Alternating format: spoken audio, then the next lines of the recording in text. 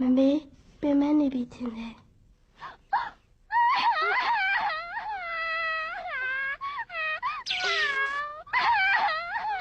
ပြန်လာမမေကြည့်ပေးမယ်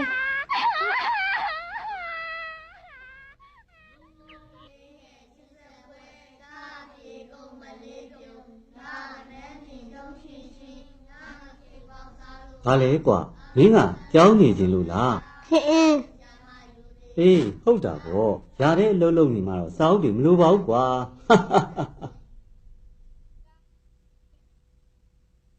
ဟာဖေကြည်စမ်းမအောင်ဒီမှာမြစ်တွေပုံနေပြီဟေး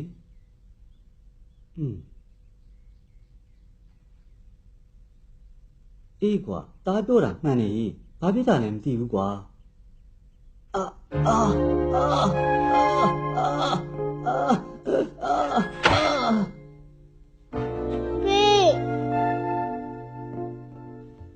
ကိုကြိုင်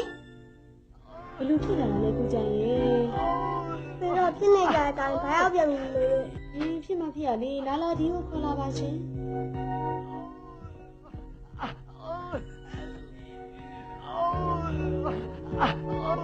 အေးစစ်စစ်နားပါစေကွာဟုတ်ကဲ့ကျေးဇူးတင်ပါတယ်ရှင်ဆေးယူပေးစမ်းကွာဟုတ်ကဲ့ကိုကြိုင်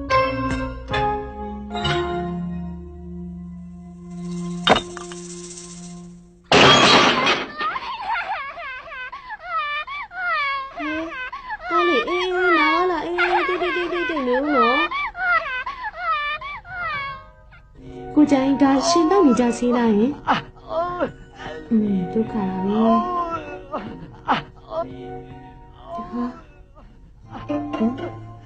ဆေးလည်းမရှိတော့ခဏနေဦးနော်ကျမဆေးရုံသွားပြီးဆေးသွားယူလိုက်ဦးမယ်ဆေးရုံမမရှိတာသိလို့လားမမေမိအဖေနဲ့တူတူတစ်ခါသွားဦးပါတယ်ဟဲ့ငါတွေ့အောင်ရှာမှာပေါ့ကိစ္စမရှိပါဘူးကျမ်းမာတန်းရှင်းရေးကြောင်းလေ့လာကြမယ်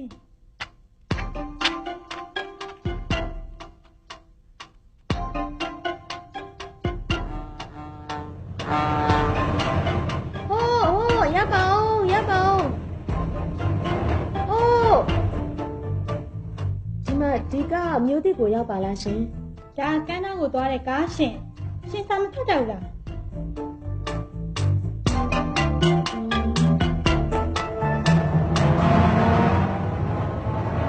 တော့မျိုးသစ်ကိုရောက်တဲ့ကနောက်တကြီးဗျဟောအဲ့ဒီကားပဲ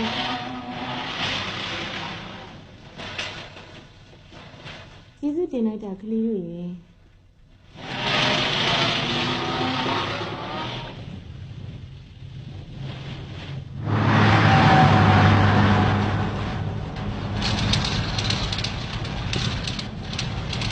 ဒါမျိုးသစ်ကိုတောင်းမှာဟုတ်တယ်နော်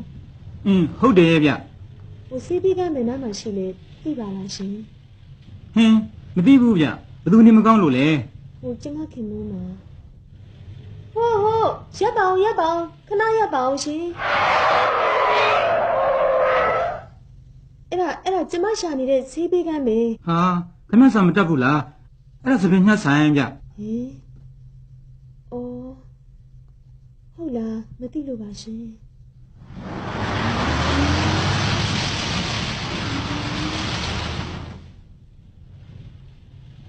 ဟာကားစီဟိုပါရပ်ပါအောင်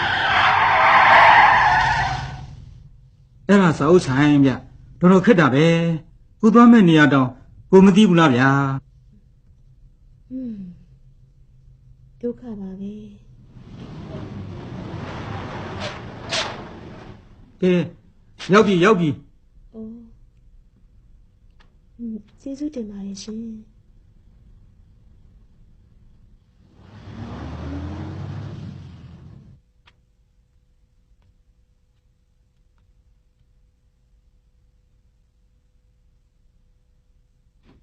နောက်တစ်ယောက်ငန်းဒီဝင်ခဲ့ပါရှင်ဟုတ်ကဲ့ပါ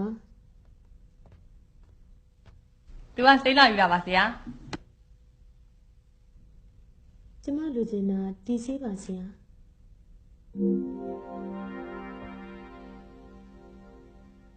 ခမရယောက်ျားကိုဒီဆေးပေးမယ်ဟုတ်လားသေသေးချင်းလို့လား ရှင် ဒါပိုးသက်ဆေးဗျခမရပလင်းမှားယူလာပြီနဲ့တူတယ်ဒီပလင်းကိုအခြားဆေးပလင်းတွေနဲ့အတူတူထားလို့မရဘူး ပိုးသက်စီဟုတ်လားကျမမဆေးညွှန်းပါပါတယ်ရှင်ဟောဒီမှာပါ အပေါင်လက်မှတ်ကိုလာပြနေရတာတော့ ။အော်ကျမမသိလို့ပါဆရာ စာရွက်မှားပြီးယူလာပြီနဲ့တူတယ်ကောင်းပြီလေခမရယောက်ျားနာမည်ဘယ်သူလဲ ။ကိုကြိုင် လူနဲ့မှတ်တမ်းကြည့်ပေးပါဆရာမ ဟုတ်ကဲ့ဆရာ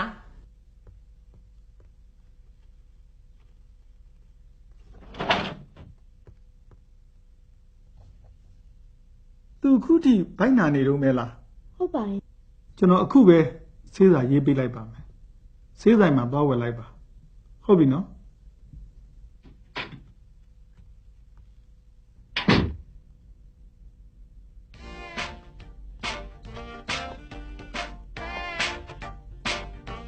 ။ဒီဆေးလေးလိုချင်လို့ပါရှင်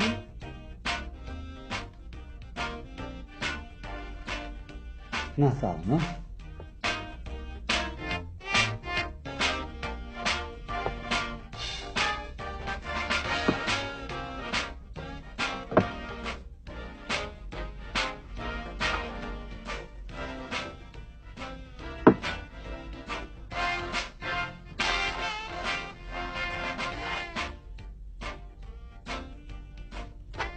ကဲရော့130လေကြာ ။ဟင်ဒီလောက်တောင်မဲလား။ညားလာကြီးလားရှင်တေးကြရဲ့လားဈေးတွေကလည်းကြီးလိုက်တာမတန်တဆပါပဲ ညားတည်တည်ချာချာပေါင်းကြည့်ပေါ့ဗျ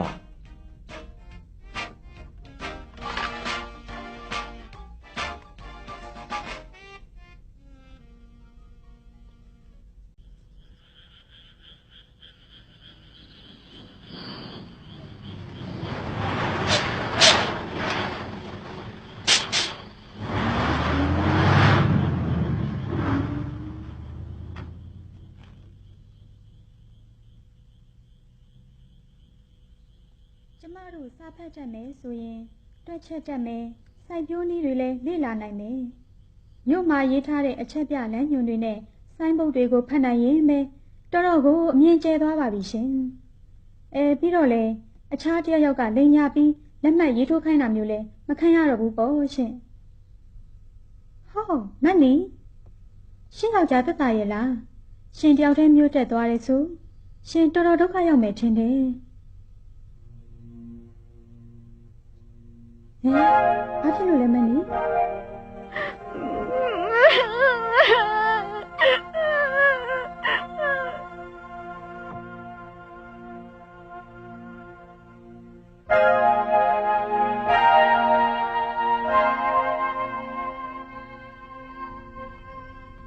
ခုမှပဲအိမ်ရောက်တော့တယ် ။ဘာဖြစ်လို့ဒီလောက်ကြာနေရတာလဲ။သမီးတို့ပြစိတ်ပူလိုက်ရတာမေမေရဲ့ ရှင်သက်တာလည်းထင်တယ်ဘယ်လိုနေသေးလဲ ကောင်းသွားပါပြီကွာမင်းဆေးပလင်းမှားယူသွားတယ်မဟုတ်လား ဖေဖေတောက်နေကြစင်းနေနေကျန်တာနဲ့ဖေဖေကိုတိုက်လိုက်တယ် ။ဖိုက်သိမ်းစာနေပြီလားမေ ကိုကြိုင်ရင် ဟင် ကျမတော့မနေ့ကမှစမယ်စာတတ်မြောက်ရေးသင်တန်းကိုတက်တော့မယ် ဟဲ့မင်းဘာလို့ရှောက်ပြောနေတာလဲအိမ်ုံဘယ်သူကြည့်မှာလဲကွာပြီးတော့ဘာကြောင့်မင်းကအခုမှစာတင်နေရတာလဲကွာ ကျမစာဖတ်တတ်ချင်လို့ပါ မင်းရလဲကွာလုံးနေပါနဲ့ဒီရွယ်ကြီးကြမှာဘာယူထားမှုလဲကွာ ကျမတကယ်ပြောတာပါစာမတက်လို့မြို့မှာဒုက္ခရောက်လိုက်တာရှင်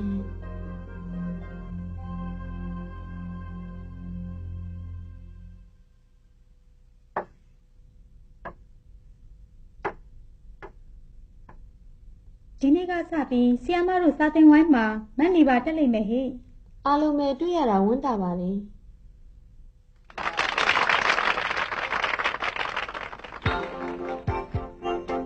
ခရမ်းကျင်သည်အားလုံးရှင်းလား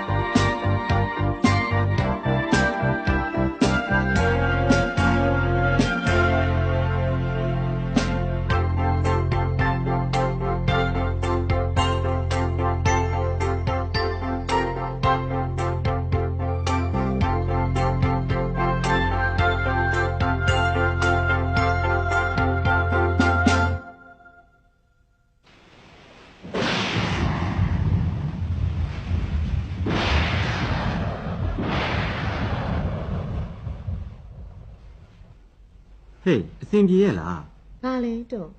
မင်းတက်နေတဲ့စာတင်ဝိုင်းလေ တခါတော့လေပင်ပန်းတာပေါ့တော့ ဒါပေမဲ့မင်းရောစာတက်လာတယ်မဟုတ်လားမျက်စိအောက်မှာပဲမင်းဟာပြောင်းလဲလာတယ်မင်းဘာသာမယုံသိရလားတဖြည်းဖြည်းကိုယ့်ကိုယ်ကိုယုံကြည်မှုရှိလာတယ်လို့ငါတော့ထင်တယ်သဘောကျတယ်ဟေး တကယ်လားတော့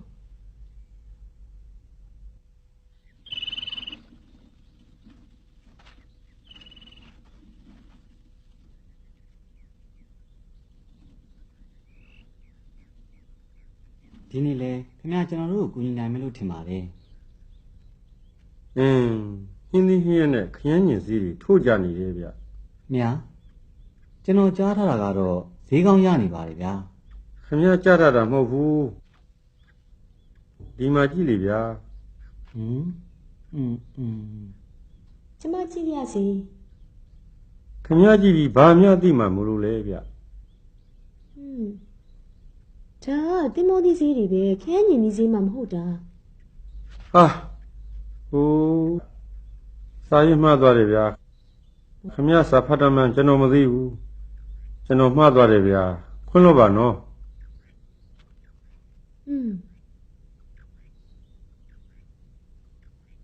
ကိုကြရင်ကြည့်စမ်းကြည့်မှာခဲအင်ဂျင်နဲ့ဟင်းရွက်စင်းကြီးတွေရှင်ပြောသလိုပဲဈေးကောင်းပါလေတော့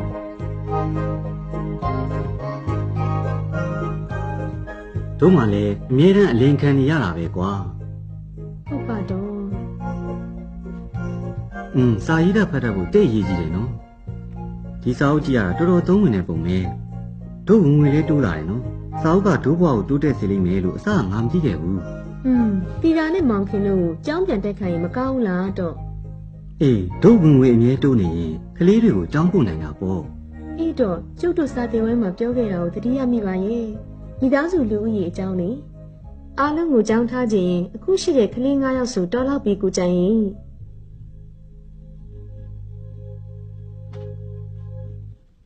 ဟာကိုကြိုင်ကိုမချီစမ်း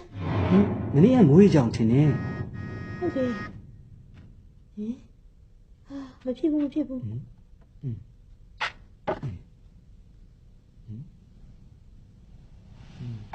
မင်းမင်းဘာလုပ်နေတာလဲ နေပါဦးတော့ ဟေးမန်နီသတိထား ဟိုးရဟိုးရပါ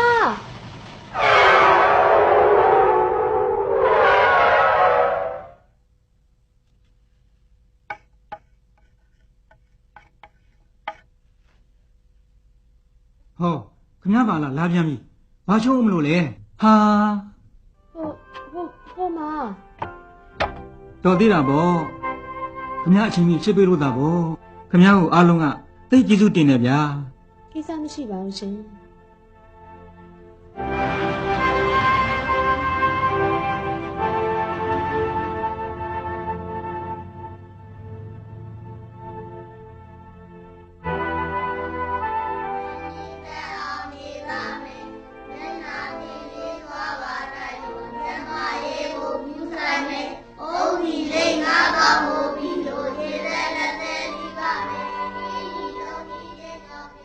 မောင်ကြိုင်မင်းသီးနှံတွေကောင်းလာပြီလား